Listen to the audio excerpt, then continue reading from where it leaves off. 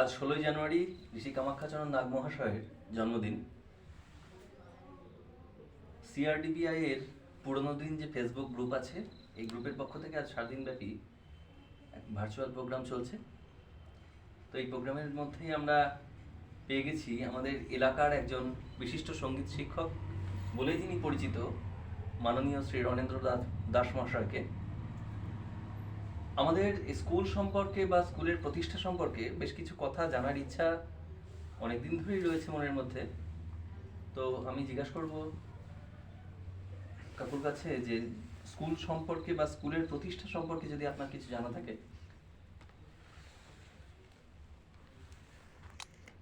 হ্যাঁ, অবশ্যই বলবো। আমার যেটুকু জানা আছে সে তো বলবোই। তো আর আগে বলি, আজকে 16ই জানুয়ারি চন্দননগর আরডিপি ইনস্টিটিউটের প্রতিষ্ঠাতা অধ্যক্ষ কামাখ্যাচরণ নাগের 153তম জন্মদিন। এই জন্মদিনে আমি এই ফেসবুক যারা করছে এদের গ্রুপের কাছে আসতে পেরে আমি নিজেকেও ধন্য মনে করছি। এদের জানার ইচ্ছা যতটুকু আছে তা পূরণ করবার যথাসাধ্য চেষ্টা করব। আমার কথা হচ্ছে, আমি সেই 153 বছর আগের কথা, অতদিন আগে তো আমি জন্মাইনি, সুতরাং আমি সব কথা ঠিকঠাক আমি জানি, মানে এইভাবে বলতে পারবো না। যা কিছু আমার বলা সব লোকের মুখে শুনে শুনে আমাকে সংগ্রহ করতে হয়েছে। সেই সংগ্রহ করার মাধ্যমে আমি যা শুনেছি সেইগুলোই আমি বলব। প্রথম কথা হচ্ছে, কামাখ্যাচরণ নাগ মহাশয় কে ছিলেন? কামাখ্যাচরণ নাগের সম্পর্কে বলতে গেলে, তিনি চন্দননগর গ্রামের চূর্ণী নদীর উত্তর দিকে একটা গ্রাম চন্দননগর। এই চন্দননগর গ্রামের ঈশানচন্দ্র নাগ মহাশয়ের পুত্র কামাখ্যাচরণ নাগ। যখন কামাখ্যাচরণ নাগের জন্ম হয়, এইরকমই 1869 সালে এইরকমই একটা 16ই জানুয়ারিতে, তখন ঈশানচন্দ্র নাগ মহাশয় এবং পাড়ার আশেপাশের লোকজন সকলেই শঙ্খধ্বনি উলুধ্বনি দিয়ে তাকে বরণ করেছিলেন। সত্যি বরণ করার মতোই লোক তিনি ছিলেন, সেটা পরবর্তীতে আমরা জানতে পেরেছি। ছোটবেলায় উনি জন্মাবার পরেই যখন একটু বড় হয়েছেন, খুবই দুরন্ত ছিলেন। এত দুরন্ত, আমরা স্বামী বিবেকানন্দের ছোটবেলার গল্প শুনেছি, নরেন্দ্রনাথ যেমন ছিলেন, কামাখ্যানাগ ঠিক তেমনি খুবই দুরন্ত ছিল। আর তখনকার সময়ে চন্দননগর গ্রাম সম্পর্কে একটু বলে নিতে হবে এই প্রসঙ্গে। চন্দননগর গ্রাম সেই সময়ে চারিদিকে ঝোড় জঙ্গল, বড় বড় গাছ, বাঁশবাগান ইত্যাদিতে ভর্তি ছিল। কিছু কিছু জায়গায় কয়েকজন মিলে বসে একটা বসতি স্থাপন করেছিলেন। এইরকমই একটা জায়গা কামাখ্যানাগের বাড়ি ছিল। তো উনি সুযোগ পেলেই দুম করে বাড়ি থেকে বেরিয়ে কাঁঠাল গাছের মাথায় উঠেছেন, নইলে বাঁশ ঝাড়ে উঠে পড়েছেন, এইরকম ঘুরে বেড়াতেন। কিন্তু তখন একটা ভয় ছিল। সেই সময়টা চারিদিকে জঙ্গল, আর সেই জঙ্গলের মধ্যে বিভিন্ন রকম পশু উৎপাত ছিল। এখন আমরা যাকে বলি, অনেকেই বলে থাকেন যে চিতাবাঘ, তবে সেটা শোনা যায় সেটা মানে আসল চিতাবাঘ নয়। ওই ভাম আর চিতাবাঘের মাঝখানে একটা জিনিস, গায়ে ডোরা কাটা কাটা দাগ। ওরা কিন্তু অনেকগুলো মানুষ, একাধিক মানুষ দেখলে ভয়ে পালাতো, সেই জন্য রক্ষে তখনকার মানুষগুলো ছিল, নইলে কিন্তু তারা খেয়ে ফেলতো মানুষকে। সেই চিতাবাঘ নয়। যাই হোক, সেই বাঘেরও উৎপাত ছিল। ওনার ভয় কিছুতেই ছিল না। কামাখ্যানাগ ছুটে ছুটে ঝোড়ে জঙ্গলে নদীতে সব জায়গায় ছুটতেন। এত দুরন্ত তখন ঈশানচন্দ্র নাগ একটু বড় হতে দেখলেন এত দুরন্ত ছেলে, কিন্তু তার চোখে মুখে এমন দৃষ্টি, মানে এমন তার ক্ষমতা, চোখ মুখ দেখলেই মনে হয় যে তিনি একটা মানে কিছু করতে এসছেন, বিরাট বুদ্ধিমান। ঈশানচন্দ্র নাগ মহাশয় তখন আশেপাশের অনেকেরই কাছে শুনে নিজের বুদ্ধিমতো তিনি ভেবে নিলেন যে ছেলেকে পড়াশোনা করাতে হবে। তখন তো পড়াশোনা করার কোনো জায়গা ছিল না, আসলে কোনো বিদ্যালয় ছিল না, তাহলে কোথায় পড়াশোনা করাবেন? তখন ঈশানচন্দ্র নাগ মহাশয় নিয়ে গেলেন এখন কৃষ্ণপুর গ্রাম, যেটা সেই কৃষ্ণপুর গ্রামে একটা পাঠশালা ছিল, টোল, তখনকার দিনে বলা হতো টোল। সেই টোলগুলো চালাতেন একজন, তাদের পণ্ডিত মশাই বলা হতো, যারা চালাতেন তাদের পণ্ডিত মশাই বলা হতো। হরনাথ পণ্ডিত বলে একজন পণ্ডিত মশাই ছিলেন, তিনি সেই টোলটা চালাতেন।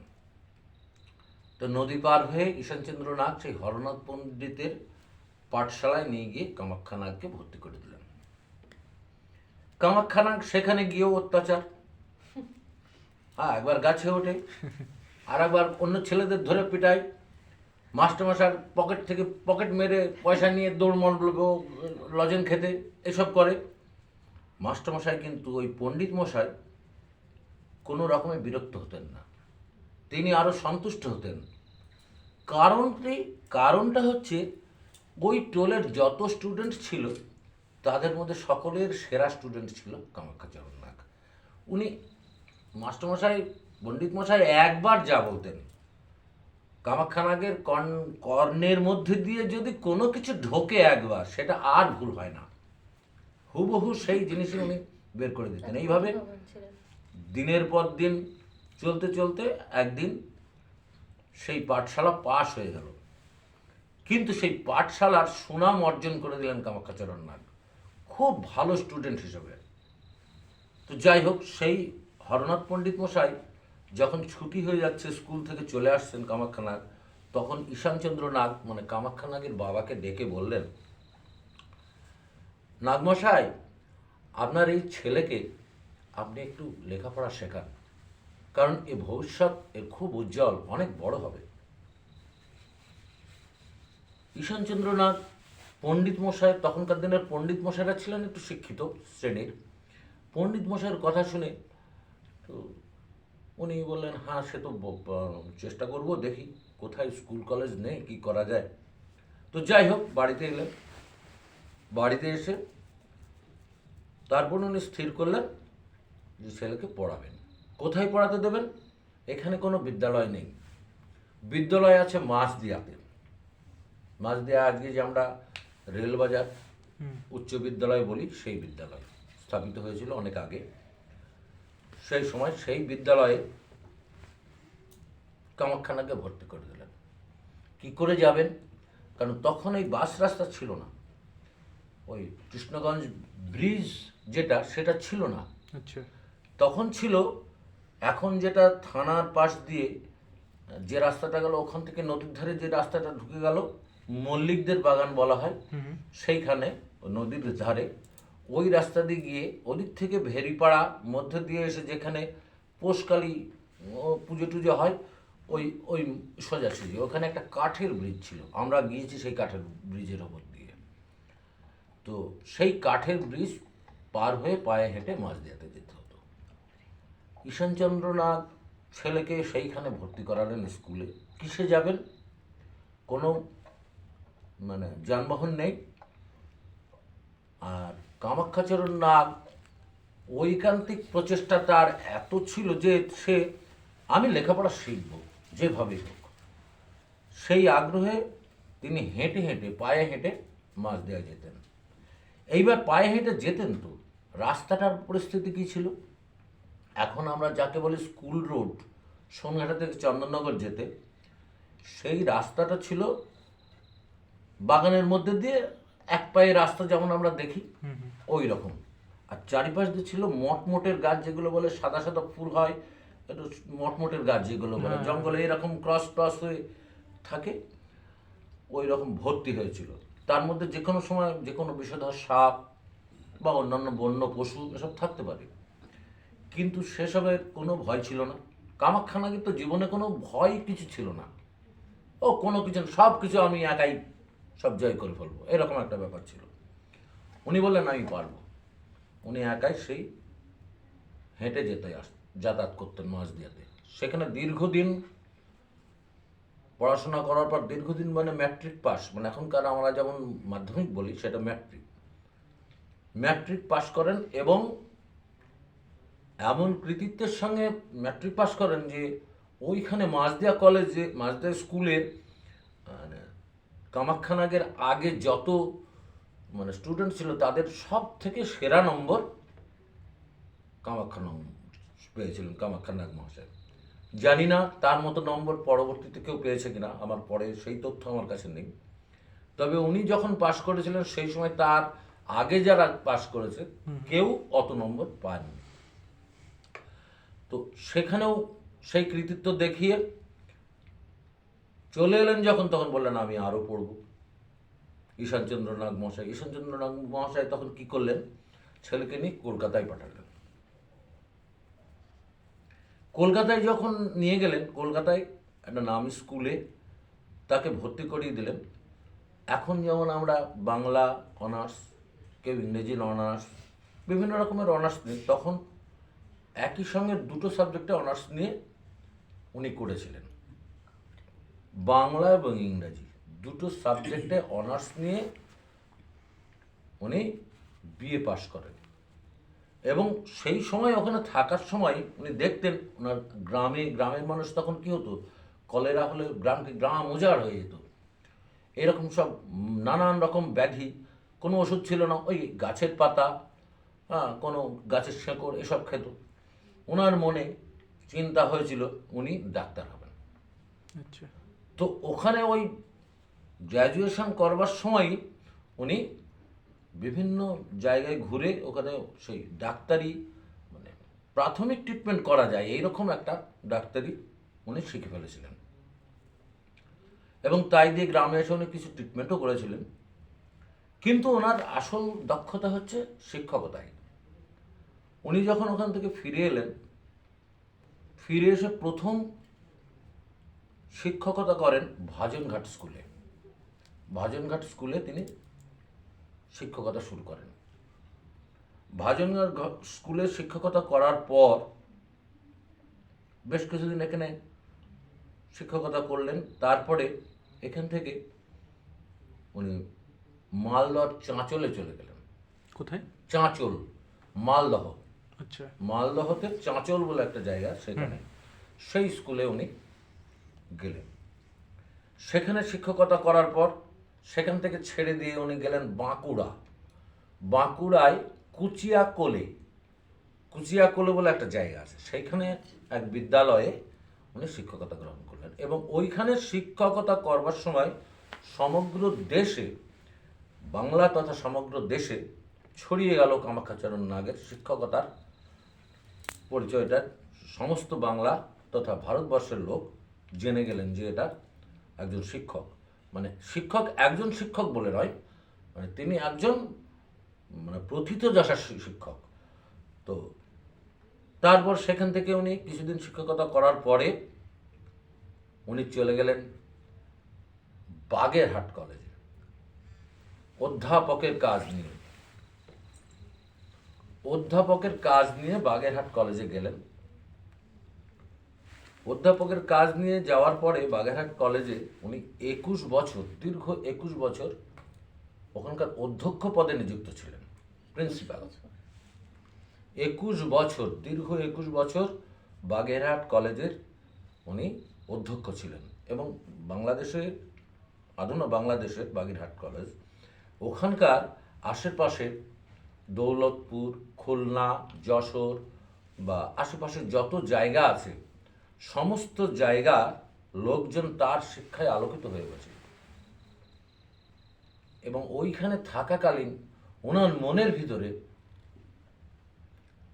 মানে একটা বাসা বাঁধল যে আমার গ্রামে বিদ্যালয় স্থাপন করতে হবে। তখন উনি যখনই ছুটি পেতেন চন্দননগরে চলে আসতেন। চন্দননগরে চলে এসেই জমি জায়গা আছে কোথায়, কিভাবে সে স্টুডেন্ট জোগাড় করা যায়। স্টুডেন্ট তখন পাওয়া মুশকিল ছিল। এই পড়তে যাবি, চল পড়াবো, চল, ডেকে ডেকে নিয়ে যেতে হতো পড়াতে, তাও যেতে চাইতো না। একদিন গেল তো আরেকজন দৌড় মারে চলে গেল, এইসব করতো। তখন পড়ানো একটা মুশকিল ছিল। যাই হোক, উনি তখন থেকে শুরু করেন। এবার ওখানে 21 বছর অধ্যক্ষর পদে নিযুক্ত থাকার পর তিনি সেখান থেকে চলে আসার পরে এখানে যখন চন্দননগরে চলে এলেন, তখন আর একটা জায়গা থেকে ওনার ডাক এলো, সেটা হচ্ছে কাশী। কাশীতে কাশী হিন্দু বিশ্ববিদ্যালয়, সেই বিশ্ববিদ্যালয়ের অধ্যক্ষ পদের জন্য তার নাম প্রস্তাব করা হলো এবং তাকে নিয়ে যাওয়া হলো। সেখানে সুনামের সঙ্গে অধ্যক্ষ পদ উনি আসীন ছিলেন বহুদিন। আচ্ছা। মানে ওয়েস্ট বেঙ্গলের বিভিন্ন জায়গায় উনি ঘুরে বেড়াচ্ছেন, সব জায়গায় তাকে ডেকে ডেকে নিয়ে যাওয়া হয়েছে। কিন্তু এমন নয় যে তিনি এখানে ছেড়ে দিয়ে ওখানে গিয়ে অ্যাপ্লিকেশন করে ঢুকে পড়লেন, এরকম নয়। তাকে ডেকে নিয়ে যাওয়া হয়েছে। তার শিক্ষকতার এমন তার ছিল, ছাত্রদের প্রতি এত ভালোবাসা আর শিক্ষা দানের যে তার মানে কর্মকুশলতা যেটা ছিল, তাই দেখে সবাই ডেকে নিয়ে যেত। যাই হোক, ওখান থেকে যখন চন্দননগরে এলেন, চন্দননগরে এসে দেখলেন চন্দননগর গ্রামটা বড় অন্ধকার, এখানে কোনো শিক্ষার আলো নেই। তা কী করা যাবে? তখন উনি এইখানে একটা স্কুল স্থাপন, তার আগে থেকেই বললাম বাগেরহাট কলেজে থাকা কালীনই তার মনের ভিতরে ছিল। তো এখানে এসে পাকাপাকিভাবে এই বিদ্যালয় স্থাপনের জন্য উঠে পড়ে লাগলেন।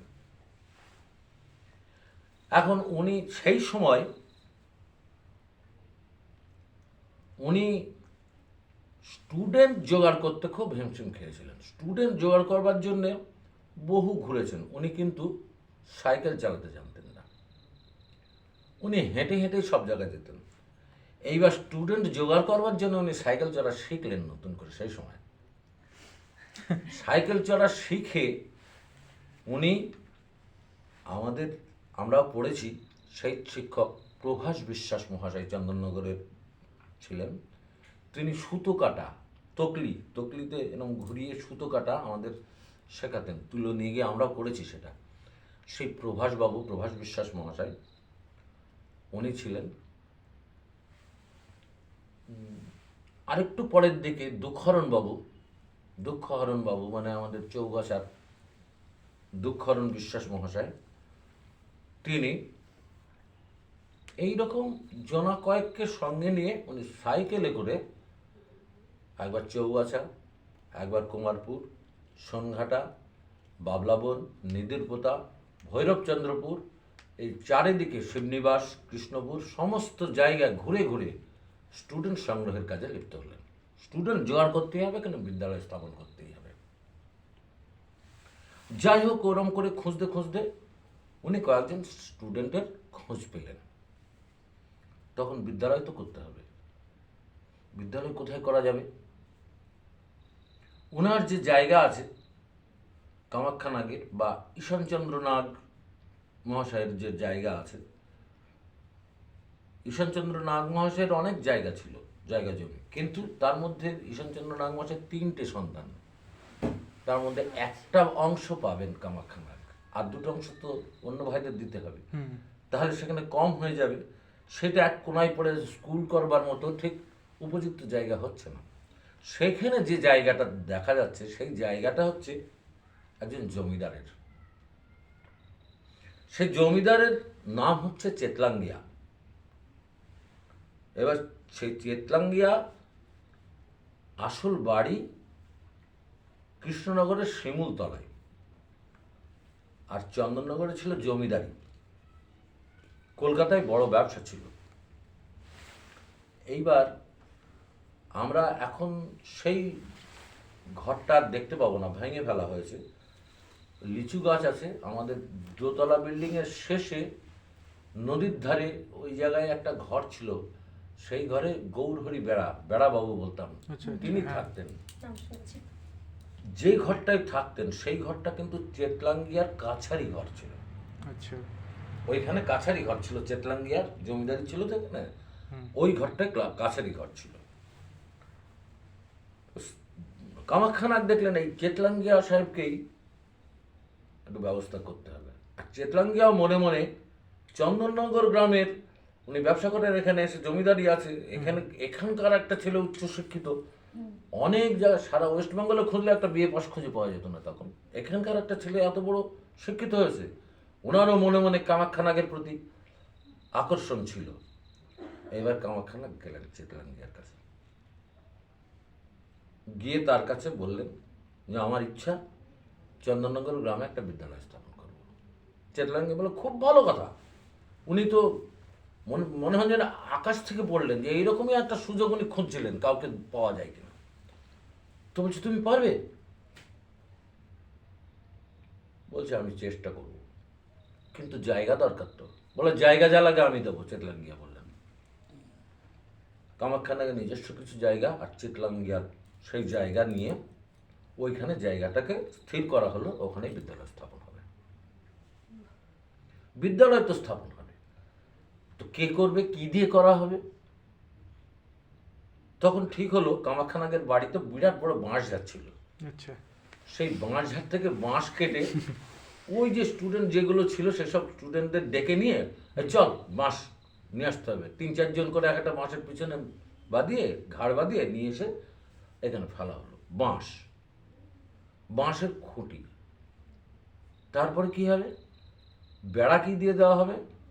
ওই তাল গাছ আছে, তাল গাছের শুকনো ডাল পড়ে গিয়েছে, গাছে উঠে কাটার লোক ছিল না, যে ডালগুলো শুকনো ডালগুলো পড়ে গিয়েছে সেইগুলোকে সাইজ করে নিয়ে কোনো রকমে সেইগুলো দিয়ে ঘিরে বেড়া তৈরি করা হলো। তো খুঁটি হলো, বেড়া হলো, এবার চাল কি দিয়ে করা যাবে? তখন চাল হচ্ছে এখন যেখানে শ্মশান ঘাট, হুম হুম। সেই শ্মশান ঘাটটা খড়ের বাসরা বলে পরিচিত ছিল, ওখানে প্রচুর খড় হয়ে থাকত, সেইখান থেকে খড় কেটে এনে চাল ছাওয়া হবে, করে ওখানে বিদ্যালয় স্থাপন করা হলো। সেটা হচ্ছে 1819 সালে। 1819। হ্যাঁ, সম্ভবত 1919 1900, হ্যাঁ 1900। 1800, সরি ভুল হয়েছে, 1919 সাল, 21। 1919 সাল, 21 সালে আসছি পরে। আচ্ছা। 1919 সালে সেইখানে ওই স্কুল বাড়ি তৈরি করা হলো। স্কুল বাড়ি তৈরি করে, স্কুল তৈরি করলে তো হবে না, স্কুলের স্টুডেন্টদের পড়াতে হবে, সেই জায়গাগুলো করতে হবে। তো কি হবে, খেজুর গাছ থেকে খেজুরের পাতা কেটে তার পাটি তখন বোনানো হতো হাতে করে, হুম হুম। সেইভাবে পাটি বুনিয়ে সেই পাটি পেতে ঘরের মধ্যে ওই স্টুডেন্টদের 8 জন স্টুডেন্টকে পেয়েছিলেন। 8 জন স্টুডেন্টকে নিয়ে ওই ঘরে মানে শিক্ষাদান শুরু করলেন। 8 জন স্টুডেন্টকে নিয়ে যখন শিক্ষাদান শুরু করলেন, তারপরে স্কুলটাকে তো ইয়ে করতে হবে, রেকগনাইজ তুলতে হবে, তাহলে মানে অ্যাফিলিয়েশন নিতে হবে, তাহলে ডিআই সাহেবের কাছে যেতে হবে। ডিআই সাহেবের কাছে গেলে ডিআইরা সাহেব সেই মানে বলেছে আমরা পরীক্ষা করে দেখব, তদন্ত করে দেখব, তারপরে কাকে পাঠিয়ে দেখেছেন, দেখার পরে ওনারা তাচ্ছিল্য করে বলেন হ্যাঁ একটা তাল পাতার ঘরে 5 জন 6 জন 8 জন স্টুডেন্ট নিয়ে স্কুল, তাই হয় কখনো স্কুল হবে না, ক্যান্সেল বলে উনি সঙ্গে সঙ্গে ক্যান্সেল লিখে দিলেন। কামাখ্যাচরণ নাগ মশাই দমবার পাত্র নয়। ঠিক আছে, হবে না, তাহলে দেখি কি হয়। সেই স্কুল শিক্ষা তখন চলতে থাকলো ওইভাবেই 8 জনকে নিয়ে। তার মানে স্কুল অ্যাফিলিয়েশনটা পেল না 19 সালে। এবার 19 সাল গেল, 20 সাল গেল, 1921 সালের গোড়ার দিকে কামাখ্যানাগের অতি প্রিয় ছাত্র আমাদের শ্রদ্ধেয় জ্যোৎস্নাময় মজুমদার, আমাদের হেডমাস্টার মশাই ছিলেন, আমিও পড়েছি তার কাছে, বাংলাদেশে অ্যাসিস্ট্যান্ট হেডমাস্টারের চাকরি করতেন। কিন্তু এখনকার মতন ছিল না তখনকার সময়। এখন যেমন আমরা আমরা যদি ডাকে, এই সৌরভ তোর এখানে আসতে হবে, তোর যতই কাজ থাক, যে অবস্থা আছে আমার এখানে চলে আয়। তো বললাম দাদু ডাকছে, আমার এত কাজ, এই কাজ ফেলে আমি আবার যাবো? ও পরে যাচ্ছি, দেখছি, অমুক তমুক, এরকম এইরকম আর কি, কোনো গুরুত্ব ছিল না। কিন্তু তখন গুরুবাক্য শিরোধার্য। গুরু কামাখ্যাচরণ নাগ, শিষ্য জ্যোৎস্নাময় মজুমদার। গুরু ডেকেছেন, গুরু ডেকে কি বলেছেন? কিছুই বলেননি, শুধু বলেছেন তুমি যেখানে থাকো, যে অবস্থায় থাকো, সব কিছু ছেড়ে আমার কাছে চলে এসো। কি জন্য এসো, কেন এসো, কিচ্ছু বলেননি। এই পরিস্থিতিতে জ্যোৎস্নাবাবু সব ছেড়ে, জ্যোৎস্নাবাবুর নিজের মুখে আমরা শুনেছি, এইরকম চৌকির ওপরে উনি বসে, 85-86 বছরের বৃদ্ধ, কথা বলতে কষ্ট হচ্ছে। আমি আর আমার স্বপনদা, আমার সে, তিনি আজকে আমাদের মধ্যে নেই, সেই স্বপনদা দুজনে মিলে গিয়ে ওনার কাছে আস্তে আস্তে জিজ্ঞাসা করতাম। উনি 5 মিনিট বলতেন, তারপরে আবার 5 মিনিট রেস্ট নিতেন, তারপরে বলতেন। এইভাবে ওনার কাছে, সেই জ্যোৎস্নাবাবুর কাছে আমরা কামাখ্যা নাগ সম্পর্কে শুনেছিলাম অনেক কথা। এবার কি হলো, জ্যোৎস্নাবাবু বলছেন, আমাকে ডাকলেন, তুমি যেখানে যে অবস্থায় থাকো চলে এসো। আমরা বললাম স্যার আপনি অত সুন্দর চাকরি ছেড়ে চলে এলেন? তো বলছে, তোরা আর কি জানবি রে, তোরা তো এখন জানিস নিজেদেরকে, আর আমরা জানতাম না আমাদের গুরুকে। গুরু আমাকে ডেকেছেন, আমাকে যেতেই হবে। সেই জন্যে সেইখান থেকে, সেই অ্যাসিস্ট্যান্ট হেডমাস্টারের চাকরি ছেড়ে সোজা চলে আসলাম। এসে কলকাতায় এক জায়গায়, কোনো এক জনের বাড়িতে, আমার সে নামটা মনে নেই, সেইখানে উঠেছিলেন জ্যোৎস্নাবাবু, এবং সেইখানে কামাখ্যাচরণ নাগের সঙ্গে দেখা হয়। কামাখ্যাচরণ নাগ গিয়ে বললেন, তুমি আমার স্কুলের হেডমাস্টার মশাই হবে, আজই যত শীঘ্র পারো তুমি জয়েন করো, আজ থেকেই পারলে আজ থেকেই। ঠিক আছে। এটা 1921 সালে তো এটা? 21 সালের, মানে 21 সাল আগে, 21 সালের আগে, মানে 20 সালের ওই শেষের দিকটাই। 21 সাল তখনও আসেনি, 20 সালের শেষের দিকটাই। তখন জ্যোৎস্নাময় মজুমদার এসে এখানে জয়েন করলেন। তারপরে শুরু হলো স্টুডেন্ট খোঁজা। সবাই মিলে, প্রভাসবাবু, তারপরে প্রভাসবাবু ছিলেন তখন প্রাচীন লোক, দুখননবাবু, এরকম অনেক লোক ছিলেন যারা এখানকার স্থানীয়, আরও অনেক লোক ছিলেন যাদের নাম সবটা আমার জানা নেই। যাই হোক, তারা খুঁজে খুঁজে স্টুডেন্ট জড়ো করতে শুরু করলেন, এবং কিছু সহৃদয় ব্যক্তির কাছ থেকে কিছু সহযোগিতাও পেলেন, প্রভিডেন্ট ফান্ডের টাকা বা এইসব কিছু, যা কিছু জমানো, যা কিছু দরকার, স্কুলের অ্যাপ্লিকেশন পেতে যা যা দরকার, সেইগুলো জ্যোৎস্নাবাবু কামাখ্যা নাগের প্রেরণায়, জ্যোৎস্নাবাবুর দক্ষতায় সেইগুলো কালেকশন হয়ে গেল। তারপরে যখন হয়ে গেল, তখন কামাখ্যা নাগ জ্যোৎস্নাবাবুকে ডেকে বললেন, তুমি এবার ডিআই অফিসে যাও। বলে, গিয়ে অ্যাপ্লিকেশনের জন্য অ্যাপ্লাই করো। তো তখন গেলেন জ্যোৎস্নাবাবু। যখন গেলেন অফিসে, গিয়ে বলছেন, এই ব্যাপার চন্দননগরে। ও চন্দননগরে, হ্যাঁ, কামাখ্যা নাগ মহাশয় আমাকে তো জানিয়েছেন সব কথা, সবই ঠিক আছে, তুমি পারবে তো স্কুল চালাতে? জ্যোৎস্নাবাবুকে বলছেন। তখন জ্যোৎস্নাবাবু উত্তর দিয়েছেন যে, দেখুন, যে স্কুলের প্রতিষ্ঠাতা কামাখ্যা নাগ, সে স্কুল আমার মতো নগণ্য ব্যক্তির প্রয়োজন হয় না, তাঁর নামেই স্কুল গড়গড় করে চলে যাবে। আপনি দেখবেন, উনি বলেছিলেন, সেই ডিআই সাহেবকে বলে, আপনি দেখবেন আজকে অ্যাপ্লিকেশন যদি আপনি দিয়ে দেন, এই স্কুল সারা বাংলা তথা ভারতবর্ষে একজন বিখ্যাত হয়ে উঠবে। তুমি বলছো এরকম কথা? ডিআই বলছে, হ্যাঁ। তাদের মধ্যে কথোপকথন এইরকম। এইসব কথা কিন্তু জ্যোৎস্নাবাবুর মুখ থেকে আমার শোনা। উনি গল্প করেছেন, দিনের পর দিন আমরা গিয়েছি, সেখানে গিয়ে শুনেছি।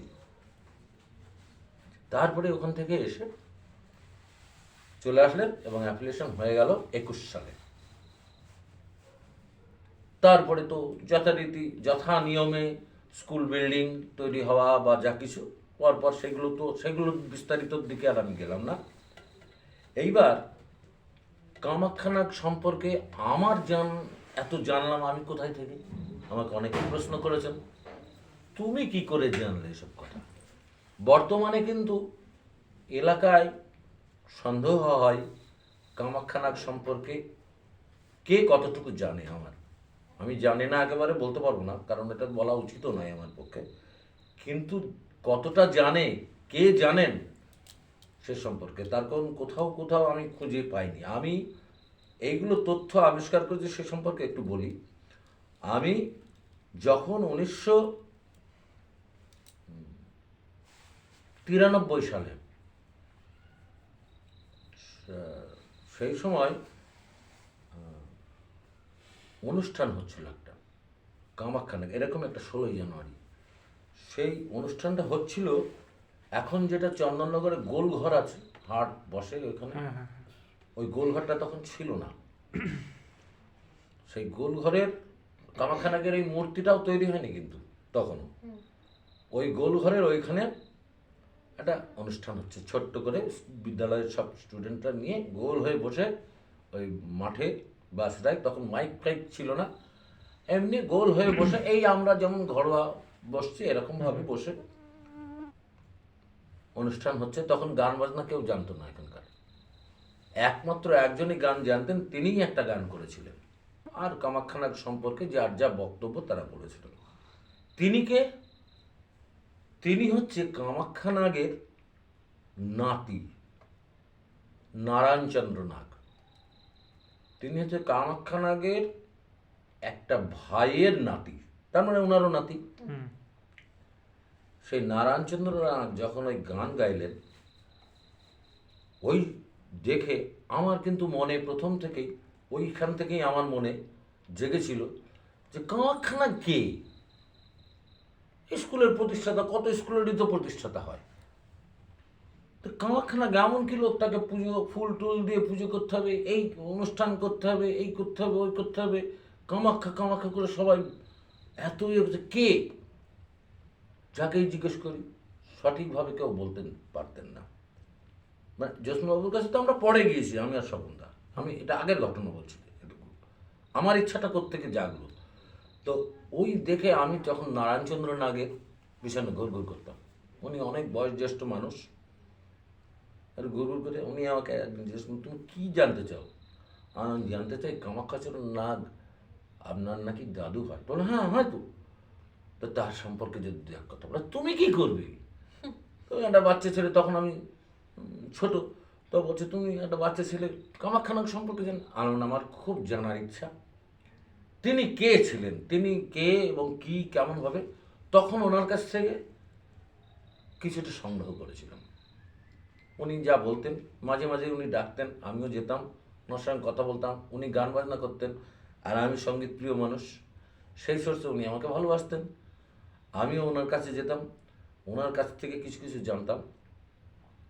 তারপরে জানার পরে আমি জ্যোৎস্নাবাবুর কাছে পরে লাস্টের দিকে গিয়েছি। তার আগে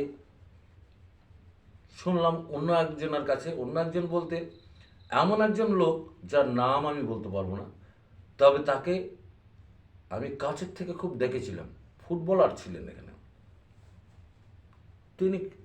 তিনি বললেন তুমি কামাখ্যানাগ সম্পর্কে ঘুরে বেড়াচ্ছ। আমার হ্যাঁ। তুমি জানো ফকির নাগ বলে একজন ছিলেন এখানে চন্দননগরের বিখ্যাত একজন ফুটবলার, গোলকিপার। বললাম না তো। তো তাকে জানো? আমি বললাম কে ছিলেন তিনি, নাগ যখন টাইটেল, তিনি কে ছিলেন? তো বলছে ওই কামাখ্যানাগ যাকে খুঁজছ তার আর একটা ভাইয়ের নাতি, সেই ফকির নাগ, ভালো গোলকিপার ছিলেন। আমার একটা লেখা আমি দিয়েছি কামাখ্যা পরিক্রমা বলে, তাতে এসব কথাগুলো উল্লেখ করেছি আমি। ওই স্কুলের পত্রিকা, গত 2 বছর আগে যে স্কুল পত্রিকা বেরিয়েছিল তাতে লেখা আছে কামাখ্যা পরিক্রমা বলে, জীবন পরিক্রমাতে এগুলো লিখেছি আমি, তারও কিছু কিছু সংযোজনও হচ্ছে এখানে। তো যাই হোক, তো সেই লোকটার কাছ থেকে কিছুটা জেনেছিলাম। তারপরে প্রভাসবাবু, সেই বললাম সুতোয় তকলি কাটা, প্রভাসবাবু অনেক প্রাচীন লোক, তার কাছ থেকে কিছু শুনেছি। তারপরে নন্দদুলাল বাবু, এখনও তিনি জীবিত আছেন, আমাদের শিক্ষক ছিলেন, সে নন্দদুলাল মজুমদার। তিনিও খুব বেশি না জানলেও উনি কিন্তু ওই আগ্রহ দেখাতেন কোথায় কি আছে জানবার। ওই জেনে জেনে উনি কিছু জেনেছিলেন, আমি জানতে পারলাম উনি কিছু জানেন। আমি ছুটে গেলাম তার কাছে, স্যার কি হলো, আমাকে কামাখ্যানার সম্পর্কে বলতে হবে। আরে পাগল, আমি কোথা থেকে জানবো কামাখ্যানা, সে কবে কাল আনো, আপনি যেটুকু জানেন সেটুকুই বলেন। যেখানে যা জানতাম আমি ছোট্ট কাগজ, আর পকেটে কাগজ আর কলম থাকতো, চিরকুট করে নোট করে লিখে রাখতাম, লিখে লিখে নিয়ে এসে আমার আজও আছে সেই নোটগুলো, এতগুলো হবে চিরকুট এখনও আছে। আমরা এই দিন তিনেক আগে এই প্রোগ্রাম হওয়ার সময় আমি খুঁজে খুঁজে বার করতে গিয়ে ওইগুলো বেরিয়ে গেল দেখি, সেগুলো রেখে দিয়েছি। যাই হোক, সেইগুলোর থেকে একত্রিত করে টোটাল গল্পটা। তো তারপরে সেখান থেকে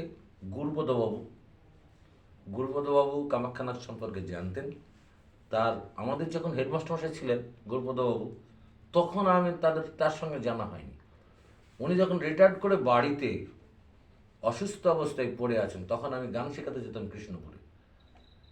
আর যাওয়ার সময় হোক আর আসার সময় হোক, কৃষ্ণপুরে গেলেই গুরুপদবাবুর সঙ্গে দেখা করে আসতাম।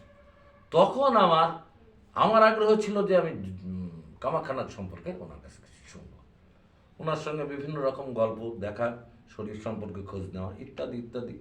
বলতে বলতে আমি ওনার কাছে জেনেছিলাম, কিছু জিজ্ঞেস করতাম কামাখ্যানাথ সম্পর্কে। তো আমাকে অনেকে পাগল বলে, ধর এই লোকটা এই কামাখ্যানাথ সম্পর্কে জেনে তোমার কি হবে। কামাখ্যানাথ সম্পর্কে জানার যে উদগ্র বাসনা আমাকে পেয়ে বসেছিল, মানে ঘুমিয়েও মনে হতো কামাখ্যানাথ লোকটা কি ছিল এমন, জানার দরকার, কোথায় ছিলেন, এইরকম আমার সেই জন্য ছুটে বেরিয়েছি আমি চারিদিকে। এই ছুটে বেড়ানোর ফলে বিভিন্ন জায়গা থেকে, বিভিন্ন লোকজনের কাছ থেকে আমি, যেমন গৌরাঙ্গবাবু ছিলেন, গৌরাঙ্গবাবু তিনি লিখেছিলেন কামাখ্যানাথের কিছু গান, তিনিও কিন্তু কামাখ্যানাথ সম্পর্কে জানতেন না। তিনিও ওই রকম ওই নন্দবাবুর মতোই অন্য কোনো সোর্সে উনি সেইগুলো শুনেছিলেন। আমি সে খবরটা পেয়েছি, গৌরাঙ্গবাবু কিছু জানেন। গিয়ে গৌরাঙ্গবাবুকে ধরেছি, স্যার কি আমাকে কামাখ্যানাথ সম্পর্কে বলুন। আরে পাগল, আমি জানি নাকি কামাখ্যানাথ সম্পর্কে? আরো না, আপনি কিছু না কিছু জানেন, যেটুকু জানেন সেটুকুই বলুন। এইরকমভাবে বিভিন্ন জনের কাছে, আরও অনেক অজস্র মানুষের কাছে আমি গিয়েছি। চন্দননগরের কামাখ্যানাথের নিজের আত্মীয় যারা আছে, নাতি ছেলে আশুতোষ নাগ, মদন নাগ এখানে আছে। আমি গান শেখাতে গিয়েছিলাম মৃত্যুঞ্জয় নাগের বাড়িতে, মৃত্যুঞ্জয় নাগের মেয়ে রাইমা নাগকে গান শেখাতাম। তারাও সেই কামাখ্যা নাগের বংশধর। তাদের কাছ থেকে কিছু তথ্য আমি অল্প বিস্তর হলেও পেয়েছি, এইরকম বিভিন্ন জনের কাছ থেকে। তবে সিংহভাগটা আমি পেয়েছি আমাদের মাস্টারমশাই জ্যোৎস্নাময় মজুমদারের কাছে। তিনি ধীরে ধীরে ধীরে ধীরে তিনি তাঁর যে ক্ষমতা, কামাখ্যা নাগের যে ক্ষমতা, কিভাবে কি হলো সেইটা জানার শুনলে আমরা মাঝে মাঝে শিউরে উঠতো, গায়ের লোম খাড়া হয়ে উঠতো। এইরকমও হতো, নিজের পকেটে পয়সা নেই, নিজের পকেটে পয়সা খরচ করে, নিজের চাকরি ছেড়ে দিয়ে, পকেটের পয়সা দিয়ে স্কুলকে তৈরি করছেন, স্টুডেন্টদের ডেকে নিয়ে এসে তাদের খাইয়ে দাইয়ে তাদের পড়াচ্ছেন। এইরকমভাবে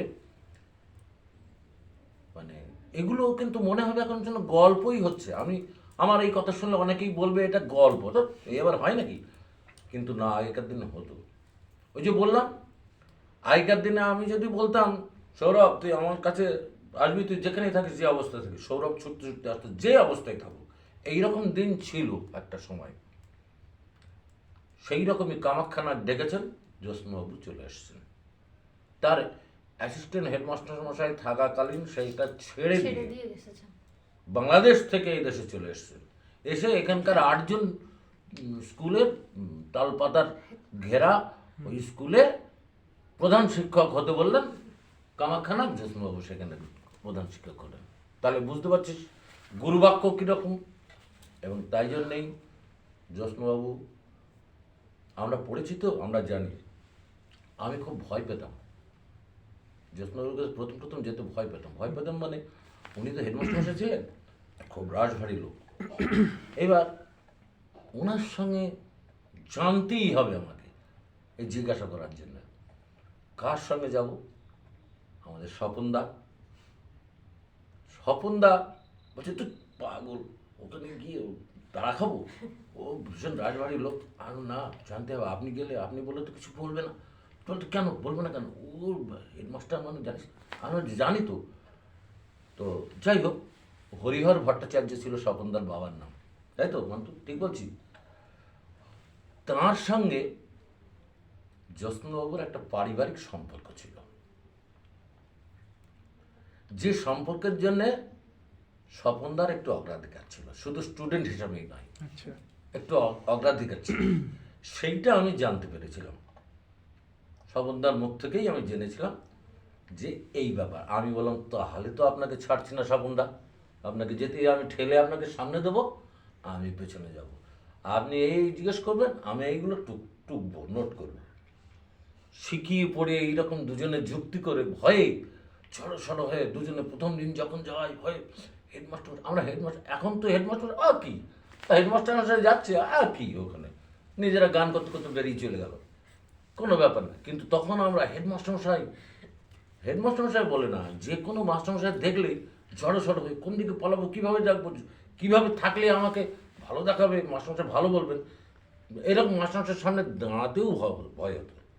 তো যাই হোক, আমরা সড়ো হয়ে দুজনে মিলে গেলাম প্রথম দিন। গিয়ে যখন আমি বললাম আপনি কথা বলবেন, আমি ভয়ে কথা বলছি না, স্বপনদা কথা বলছে। স্যার ভালো আছেন? কে? স্বপন? না, স্বপন বলতেন না, জয়দেব বলতেন। বলছে কে, জয়দেব? বলে হ্যাঁ। স্যার ভালো আছেন? বলে আছি তো রে, আয় বস। তোর সঙ্গে আবার কে আসলো? তো বলছে রনেন। ও, ওই সেই ছেলেটা, মানে আমার একটা বিখ্যাত হওয়ার একটা পিছনে কারণ ছিল। হ্যাঁ, আপনার স্কুল লাইফ সম্বন্ধে একটু স্কুল বলুন। লাইফে, আমার স্কুল লাইফে আমি একটু লম্বা চওড়া ছিলাম তো, আর মানে স্কুলের দাদা যাকে বলে, এক কথায় যেটা বোঝায় ওই রকম। কেউ কিছু, আমি কিন্তু কোনো খারাপ কাজ করিনি, কিন্তু কেউ অন্যায় কাজ, কেউ কিছু যদি করতো, তাকে ধরে 2 থাপ্পড় মেরে চল মাস্টারমশাইয়ের কাছে নিয়ে যেতাম। সঙ্গে 2 থাপ্পড় বসিয়ে দিয়ে আগে, তারপরে মাস্টারমশাইয়ের কাছে নিয়ে যেতাম। এই স্যার ও এই করেছে। আর মাস্টারমশাইও আমাকে, কিন্তু আমি যদি বলি যে এই করেছে, তখন আর কারোর কথা শুনবে না, ঠিক বলেছে। রনেন যখন বলেছে তখন ঠিক বলেছে, ও কখনো মিথ্যা বলে না। ওই তাকে উত্তম মধ্যম খানিক দিল, এইরকম হতো। তো আমার ওই রকম খুব সুনাম ছিল। ওই কোথায় গন্ডগোল হলে সেখানে রনেন আগে, যাই হোক সেখানেই আমি। এবার গোয়াজু লাইক হচ্ছে, একদিন স্কুলের ঘটনার কথা বলি, তখন তারিণীবাবু ছিলেন অ্যাসিস্ট্যান্ট হেডমাস্টার। গোয়াজু লাইক হচ্ছে সেই সময়, আমরা গোয়াজু লাইকে সবাই সব যে যার মতো সেজেছে। আমি সেই কয়েকজন বন্ধু বান্ধব নিয়ে আমি সে গোয়াজু লাইক করছি। কি করতে হবে? আমি বললাম আমি যা বলবো তোরা পারবি? বলো হ্যাঁ। তোমার সাহস আছে? বললাম হ্যাঁ। আমি যা করবো তাই করতে হবে। বললাম ঠিক আছে। আলাম বলো হরি হরি বল। বলে কিরকম? আলাম যে মরা নিয়ে গিয়ে ওই মাস্টারমশাইটা বসে আছে, ওখানে ফেলে কান্নাকাটি করছে। আর একজন ছিল আমাদের মধ্যে, হ্যাঁ, সে তখন কৃষ্ণনগরে বাড়ি তার। আচ্ছা, সে হোস্টেলে থাকতো এখানে। মেয়ে ছেলের মতো কণ্ঠ। আমরা তুই মেয়ে ছেলে শাড়ি, সে যে শাড়ি পরিয়েছি তাকে, হ্যাঁ, সে যে ওই কানতে আরম্ভ করবি মেয়ে ছেলের মতো, সে কি এরম বলে কান্নাকাটি করবি। আমি সে শ্মশানে আগের দিন গিয়ে সেই রাত্রিরে কুড়াল নিয়ে গিয়ে মরার মাথা, অরিজিনাল মরার মাথা খুঁজে তুলেছি। কেউ যায়নি, আমি একা গিয়েছিলাম রাত্রিরে। দিনের বেলা তো তুলতে হবে না, রাত্রিবেলা গিয়ে খুঁজে সেই মরার মাথা তুলে। তখন ডান পিঠে মানে ভীষণ আমি ওইরকম ছিলাম। তো সেই মরার মাথা তুলেছি, তুলে কলা গাছ কেটেছি, কেটে কলা গাছের মধ্যে মরার মাথা ঢুকি দিয়ে সাদা কাপড়, থান কাপড় কিনে ওর উপর দিয়ে সাজিয়েছি। সাজিয়ে নিয়ে বাঁশের সেই যেমন করে ওইরকম করে বেঁধে চারজনা নিয়ে বলো হরি হরি বল করতে করতে গজলে ঘটছে। আচ্ছা, শ্মশান ঘাটের থেকে বলো হরি হরি বল করতে করতে স্যাররা এরকম বসে আছেন, তার সামনে সব খেলা দেখাচ্ছে যে যার মতো। আমরা বলো হরি হরি বল করতে করতে স্যারের সামনে রেখে দিয়েছি, রেখে আর তাকে তো শেখানোই ছিল। আর ও মা গো বাবা গো সেই কান্নাকাটি, মেয়েদের কণ্ঠে কান্নাকাটি আরম্ভ করেছে।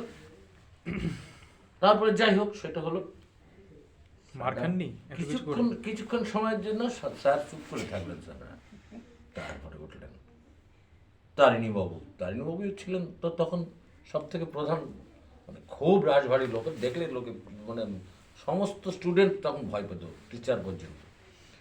তারপর কে রে, এর নাটের গুরুটাকে? আর কেউ কথা বলছে না, চুপচাপ আছে সব। ও কান্নাকাটিও থেমে বলেছে, কান্নাকাটি থেমে কি তোর কান্না বন্ধ হয়ে গেল? হ্যাঁ, ও কথা বলছে না, বল। ওকেই ঠেস ধরেছে গিয়ে, বল তোর নাটের গুরুকে এই বুদ্ধিটা কে দিল? তো বলেনি, চুপচাপ আছে। তারপরে আরেকজন কাছে বল, এবার যদি না বলিস তাহলে সবগুলোকে এখানে বেঁধে আমি পিটাবো। স্যার আমার কোনো দোষ নেই, ওই যে কান ছিল সে বলে ফেলেছে। স্যার আমার কোনো দোষ নেই। তোর দোষ নেই তো কার দোষ? কে করেছে এটা বল, কার বুদ্ধিতে হয়েছে বল। তখন স্যার ওই রনেন করেছে। রনেন, আমি তো বুঝতেই পেরেছি রনেন ছাড়া এখানে নাটেরগুলো আর কি হতে পারে। রনেন দেখায় কি করেছিস, এটা ও মরার খুলি কোথায় পেলি? আলন স্যার ওই শ্মশানের থেকে তুলেছি। কখন তুলেছিস? আলো রাত্রিরে তুলেছি। রাত্রিরে? হ্যাঁ, দিনের বেলায় গেলে তো ধরে মারবে আমাকে, যার মরা সে পুঁতে রেখে গিয়েছে, যদি মারে আমাকে ওই রাত্রির বেলায় কুড়াল নিয়ে গিয়ে তুলেছি। তুলে ওই নিয়ে এসে কলা গাছ কেটে আমরা এই করেছি। কেন করেছি সেটা? আর আমি তো গজেও লাগতো, ওই জন্য এটা করেছি। ও গজেও লাগবে বলে তুই মরা তুলে কলা গাছের মধ্যে বলো হরি হরি বল ধরে সেই নিয়ে পাখা ছিল না হাতে, এরকম পাখা নিয়ে সবসময় থাকতো। টার্নিং গাছে পাখা এরকম করে ধরে দুম খানিক পিঠের মধ্যে ঝেড়ে দৌড় ওখান থেকে সবগুলো দাও পেলো। এই তারপর খানিক দূর গেছে, শোন শোন শোন শোন কি আর তোর মরা নিয়ে যাবি তো? এখানে রেখে গিয়েছিস, আবার অনেক চোখ ধর, আবার নিয়ে গিয়ে শ্মশান ফেলে দিয়ে তারপরে সব সেজে গুজে এসে বসেছি।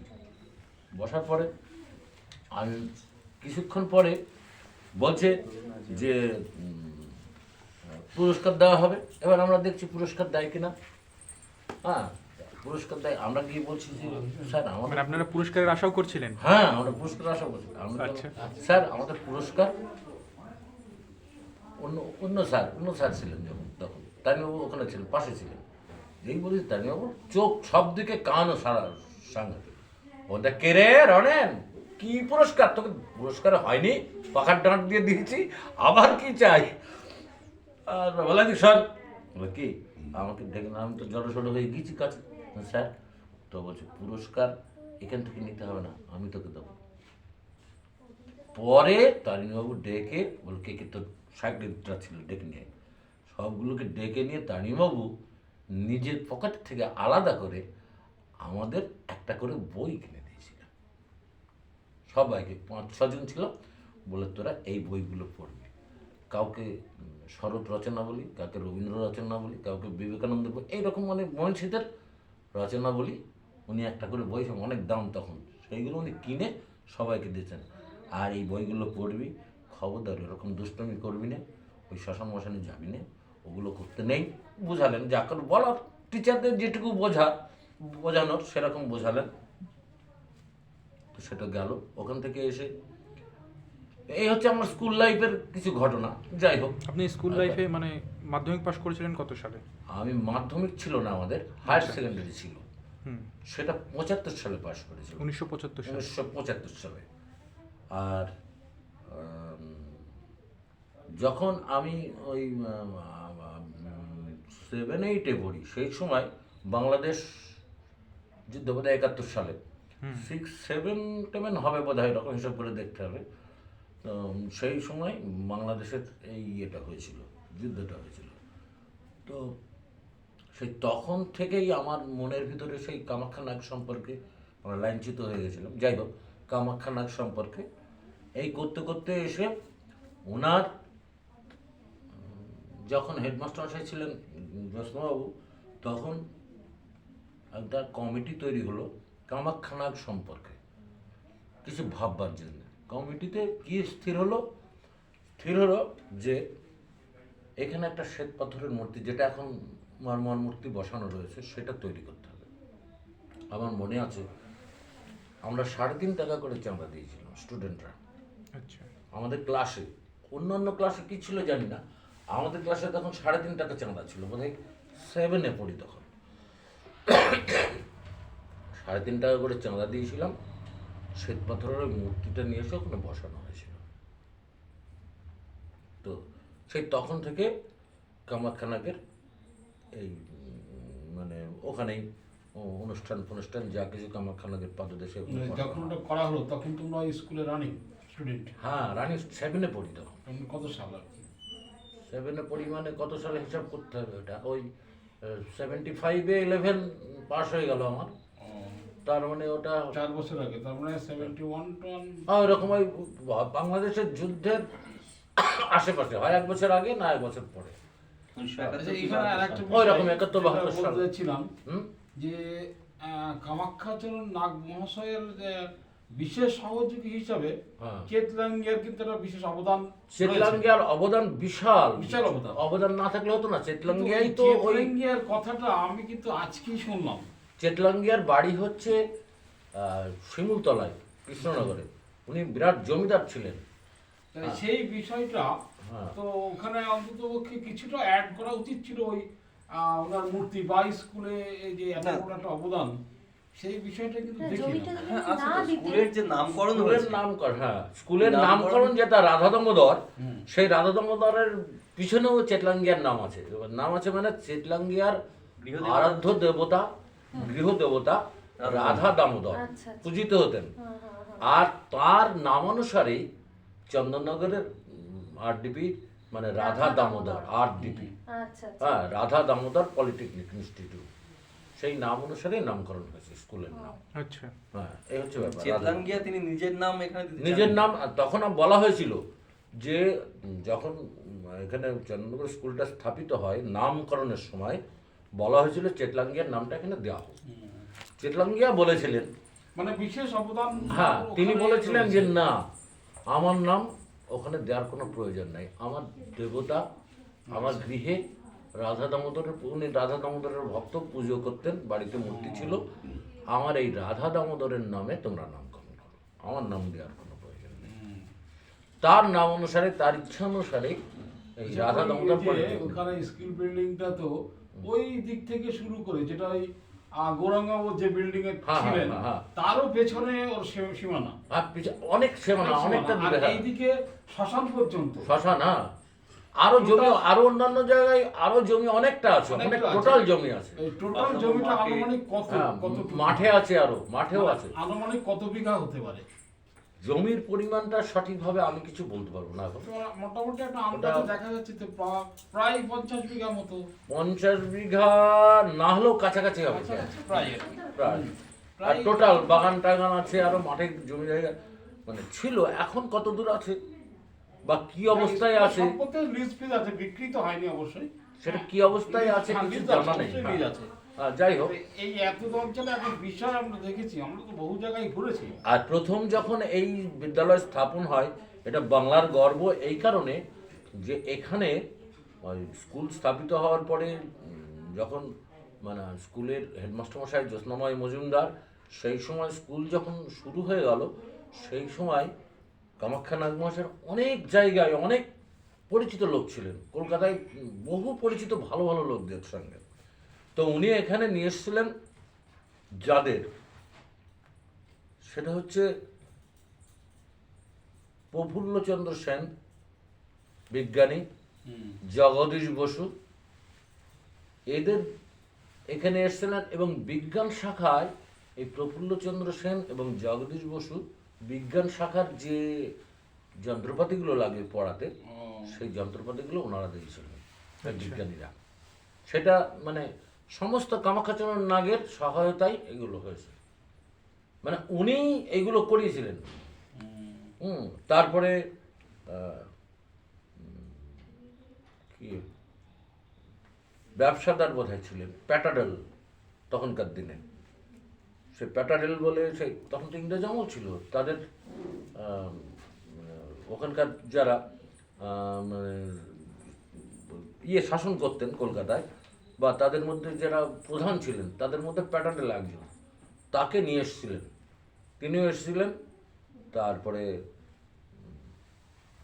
জমিদার মনীন্দ্রনাথ তাকে নিয়ে এসেছিলেন এখানে, তারা এসে এখানে অনেক সহায়তা দান করেছেন বিদ্যালয়তে, এবং বিদ্যালয়ের অনেক গৌরবোজ্জ্বল মুহূর্তের সময় এনাদের মানে অবদান অনেক রয়েছে।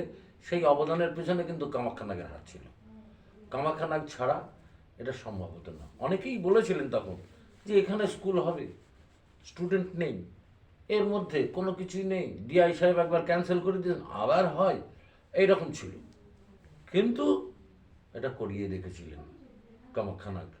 এই হচ্ছে কামাখ্যা নাগ। তো আমরা পরবর্তীতে তার এই যে স্কুল তৈরি বা এইসব ঘটনা প্রবাহ চলার পরবর্তীর ঘটনাগুলো আমরা খুব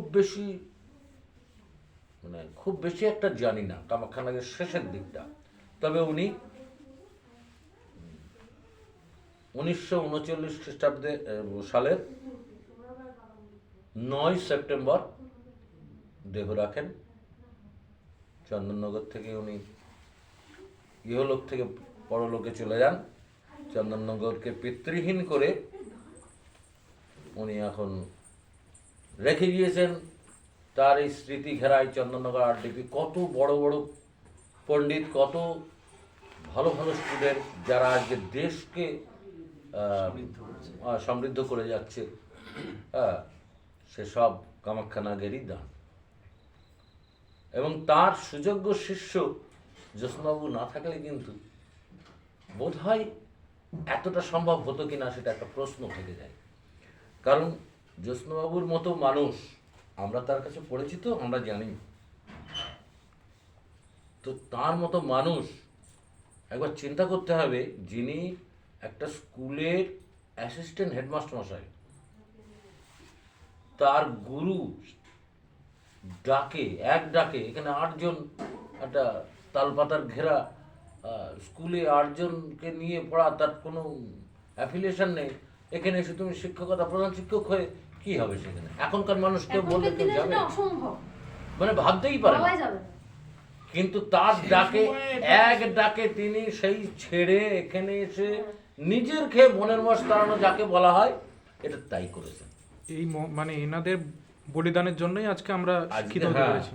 এই জন্যই আমরা শিক্ষিত হতে পেরেছি, এই জন্যই আমরা আজকে তাকে স্মরণ না করে আমাদের মনের ভিতরে সব সময় এটা স্মরণ করার জন্য আমাদের আঁকুপাকু করে। এই কারণে আমি প্রথম থেকে, তার কারণ আমি আরও বিশেষ করে আমার প্রথম থেকে কে কামাখ্যাচরণ নাগ, এই যে প্রশ্নটা জেগেছিল জানবার জন্যে, কতজনের কাছে আমি ছুটেছি, কত রকমভাবে ছুটেছি। আর বিশেষ করে আমার স্বপনদাকে সঙ্গে পেয়ে আমি আরও জোর পেয়ে গেছিলাম। তখন আমি একা একা তো বহু ছুটেছি, তারপরে স্বপনদাকে সঙ্গে পেয়ে কোথায় কোথায় গেছি, কত আরও অজানা যে সমস্ত নাম, যেগুলো আমাদের নামই জানি না, এমন লোকের কাছেও গেছি, শুনেছি অমুক জায়গার অমুক লোকটা কামাখ্যা নাগ সম্পর্কে চলো সেখানে যেতে হবে। এইভাবে আমরা গিয়েছি। এমন নেশার মতো কি আছে কামাখ্যা নাগ কে আমাদের জানতে হবে। এই যে এতগুলো কথা আমি বলতে পারলাম, এই বলার পিছনে কিন্তু ওই খোঁজাটা আমার উদগ্র বাসনা খোঁজার জন্যে এটা কিন্তু কাজ করেছে। এখন কিন্তু কাউকে জানলেও জিজ্ঞাসা করলে কেউ জানেও না, যারা অল্প বিস্তর জানে তারা বলবেও না। আবার কেউ এক জায়গায় করে সেগুলো ওই একটুখানি শুনলো, ওই ওপরে শুনে চলে গেল, এইরকম অবস্থা। আমরা কি করেছি, যেখানে গেছি, যার কাছে শুনেছি, এই যে নামগুলো আমি বললাম, এই নামগুলো বা শালগুলো এসব আমরা কাগজ কলম সঙ্গে থাকতো, ছোট ছোট চিরকুটের নোট। চেতলাঙ্গিয়াকে একজন জমিদার চন্দননগরের, জমিদার ছিলেন, তার কলকাতায় ব্যবসা ছিল, তার বাড়ি কোথায়? কৃষ্ণনগরের শ্রীমূলতলায়। তার আরাধ্য দেবতার নাম রাধা দামোদর। এই ছোট ছোট এরকম টুকরো টুকরো নোট করে রাখবে। হ্যাঁ, এইরকমভাবে এই টুকরো টুকরো ভাবে কথাগুলো। ফকিরনাথকে ছিলেন কামাখ্যা নাগের বংশধর, তিনি চন্দননগর গ্রামের প্রথম গোলকিপার, তিনিই যে সুনাম অর্জন করেছিলেন হ্যাঁ এই ফুটবল টিমে।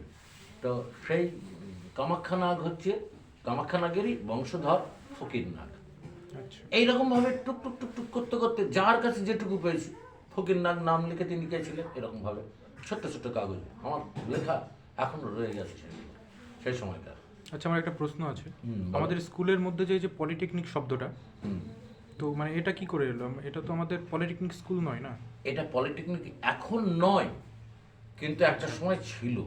যখন শুরু হয় পলিটেকনিকের চিন্তাভাবনা নিয়েই শুরু করা হয়েছিল। এখন অনেক কিছুই নেই। আমাদের এগ্রিকালচার যেমন চলে গেছে, আচ্ছা, এনসিসি নেই, বন্ধ হয়ে গেছে। এখানে অনেক কিছুই নেই। তখন একটা সময় ছিল যেখানে কি নেই, স্কুলে যা যা থাকা দরকার সব আছে স্কুলে। এখানে হোস্টেল ছিল, আমরা যখন পড়েছি হোস্টেল ছিল। হোস্টেলে কৃষ্ণ, এখন আমরা কি করি, আমাদের কারোর ছেলে মেয়ে বাচ্চা কাচ্চা যদি হয় একটু সামর্থ্য থাকে, আমরা কি করি কৃষ্ণনগরে গিয়ে ওই কোনো একটা অ্যাপার্টমেন্টে গিয়ে একটা ভাড়া নিয়ে সেখানে থাকলাম, অথবা সে কিনে নিয়ে সেখানেই থাকলাম কোনো কাজ করে, যার পয়সা করি আছে বাচ্চা মানুষ করবার জন্য। বা এখান থেকে একটু বড় হলে কৃষ্ণনগরে পাঠিয়ে দিলাম, হোস্টেলে থাকলো, বা এখান থেকে যাতায়াত করলো, যেভাবেই হোক কৃষ্ণনগরে পড়াতে হবে ভালো স্কুলে।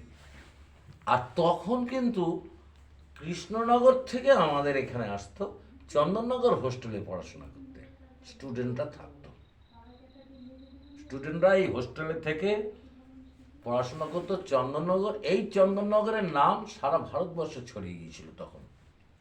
একটা সময় এইরকম এই ছিল। সুবর্ণ যুগটা মানে কত সালের, মানে কোন দিককার টাইম? সেই সময়টা ছিল তা হচ্ছে তোমার এই 1800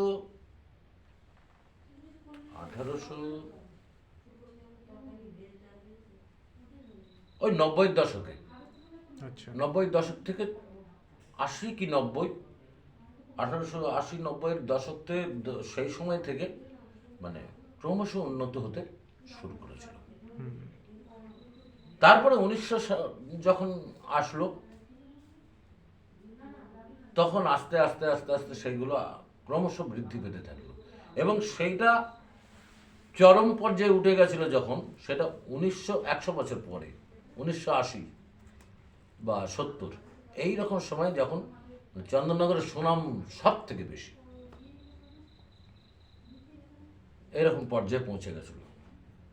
তো একদিনে তো সব কিছু হয় না, ধীরে ধীরে ধীরে স্টেপ বাই স্টেপ হতে হতে এই উন্নতি হতে হতে হতে হতে এমন একটা পর্যায়ে গেছিল চন্দননগর, যে ভারতবর্ষের মধ্যে বিখ্যাত স্কুল চন্দননগর আরডিপি, এরম পর্যায়ে গেছিল। সেই জায়গাটা যেতে 100 বছর সময় লেগেছিল। এই সবগুলো, এই যে তথ্যগুলো, অনেকেই আমাকে প্রশ্ন করে, আপনি এসব কোত্থেকে জানেন? বানানো গল্প বলছি। আলাম ধরে নেন বানানো গল্প, তবু তো বলছি, আপনি একটু বলুন তো এরকম ভাবে। কিছু না জানলে কিছু বলা যায় না, কিছু না জানলে কিছু বলা যায় না। কামাখ্যাচরণ নাগের নামই জানি না, তার বাবার নাম কি তাও জানি না, কোথায় বাড়ি তাও জানি না, আমি কি বলবো? আমি তার বংশ পরিচয় জানি, আমি বললাম তো, আমি তার বংশ পরিচয় জানি। সে বংশ পরিচয় আমার পরীক্ষা, আমার লেখা আছে, সেটাকে পড়ে শোনাবো? বলবো কি কিছু? আমার কাছে আছে, দরকার আছে কি? এখানে আপনি তো সেই সম্পর্কে এখানে বিস্তারিত আলোচনা করলেন। হ্যাঁ, মোটামুটি করলাম, আরো বেশি আছে হ্যাঁ। সেটা জানতে যদিও- চাইলে সেটা হ্যাঁ যদিও এই গল্প শুনতে শুনতে হয়তো দিনের পর দিন পার হয়ে যাবে, তবু শেষ হবে না, শেষ হবে না। হ্যাঁ, এই গল্পের শেষ নেই। স্মৃতির রোমন্থন স্মৃতি, করতে হ্যাঁ। আমরা তো যাই হোক, পর্যায়ে পৌঁছে গেছি। তো যাই হোক, আমরা এই পর্যায়ে যতটুকু সম্ভব আমার মানে যতটুকু সংগ্রহশালায় যতটুকু ছিল ততটুকু আমি জানালাম, এবং সেটা যদি আরও 5 জন মানুষ শুনে কামাখ্যানাথ সম্পর্কে একটু মানে জানতে পারে, তাহলে আমার পক্ষে ভালো লাগবে, আমার ভালো লাগবে শুনতে জানতে। কারণ আর পরবর্তী আর কোনো প্রজন্ম এসব সম্পর্কে আর ভাববে না এত বেশি করে, আর এই খুঁজে পাওয়া যাবে না, মুশকিল হয়ে যাবে যে আর কোনো কিছু খুঁজে পাওয়া যাবে না। আপনার কাছে এইসব কথা শুনতে শুনতে একটা কথা মনে পড়ে যাচ্ছে হঠাৎ। হুম, কিছুদিন আগে স্কুলের পুরানো ইতিহাসের একটা বই, মানে স্কুলের ইতিহাস সম্পর্কে একটা বইতে দেখছিলাম হুম, যে সে সময় শিক্ষক মহাশয়দের যে বেতন দেওয়া হতো আর কি, হুম। পণ্ডিত মশাই ছিলেন একজন। হ্যাঁ। তো পণ্ডিত মশাই সে সময় 4,000 টাকা তার যে মাইনা সেটা বাকি ছিল। হুম। ওকে মাইনা ছিল 4,000 টাকা, 4,000 টাকা, যদিও তিনি তখন মাইনে পেতেন মাত্র 40 টাকা। 40 টাকা মাইনা, কিন্তু 40 4,000 টাকা টাকা। মাইনেতে তিনি 4,000 টাকা স্কুলের কাছে বকেয়া আছে। হুম, হুম। তো বোঝা যাচ্ছে যে তাদের কি অর্থনৈতিক যে কি অর্থনৈতিক মানে তারা নিজের পকেটে, তো বললাম তো, তাদের মাইনা পাওয়ার দিকে তারা মাস্টারি করতে যাননি, না, একদমই না। তারা শিক্ষকতা করতে গিয়েছেন, মানুষ করতে ছেলেদের। তাই জন্য শুধু মাইনাই নয়, নিজেদের পকেটের পয়সা পর্যন্ত দিয়ে ছেলে মেয়েদের মানুষ করেছেন। এইরকম দিন তখন ছিল। এতদ এলাকার শিক্ষার যে ধারা, হ্যাঁ, সেই ধারাটাকে তারা হ্যাঁ, বজায় রেখেছেন, বজায় রেখেছেন এবং এগিয়ে নিয়ে গেছে। এগিয়ে নিয়ে গেছেন একদম। না হলে আজকের এই না হলে এই পর্যায়ে আসতো না, এই আমরা এত জনগণ কথা বলতে হয়তো পারতাম পেতাম না। বা আমরা হ্যাঁ। যে স্বাচ্ছন্দ্যময় হ্যাঁ। পরিবেশের মধ্যে পড়াশোনা করেছি সেটাও হয়তো আসতো না। এই জন্যেই আমি এই কামাখ্যানাথ সম্পর্কে এই জীবনীর মধ্যে দিয়ে আমার কাছে কতগুলো গান, আজ বিভিন্ন রকমের যে গান টানগুলো আমরা করে থাকি, সবাই বলে ও একটা রবীন্দ্রসঙ্গীত, একটা নজরুলগীতি। আমরা তখন বলেছিলাম, অনিতা দিদিমণি তখন ছিলেন আমাদের এখানকার দিদিমণি, তিনি বলেছিলেন যে তুই পারবি রনেন, আর কেউ পারবে না, তোকে করতে হবে। ওনার কথায় উদ্বুদ্ধ হয়ে আমি তখন স্বপনদার কাছে গিয়ে বললাম আপনাকে লিখতে হবে।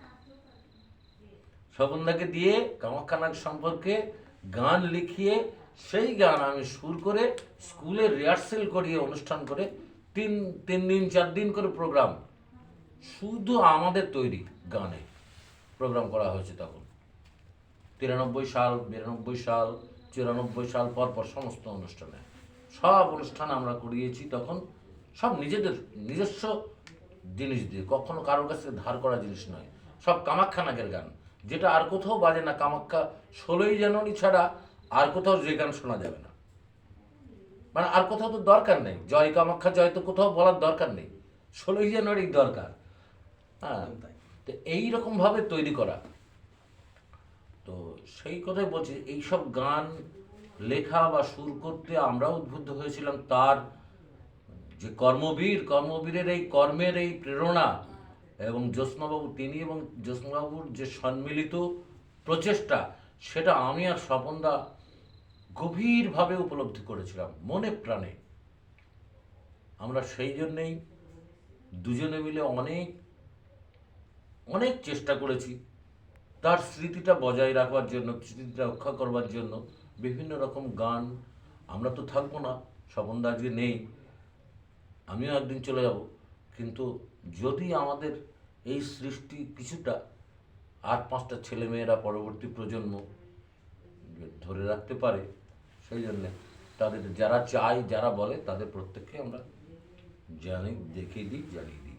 যাই হোক, আজকে অনেক বকবক করা হয়ে গেল এই সম্পর্কে, আমার সীমিত জ্ঞানে যতটুকু পারলাম বললাম।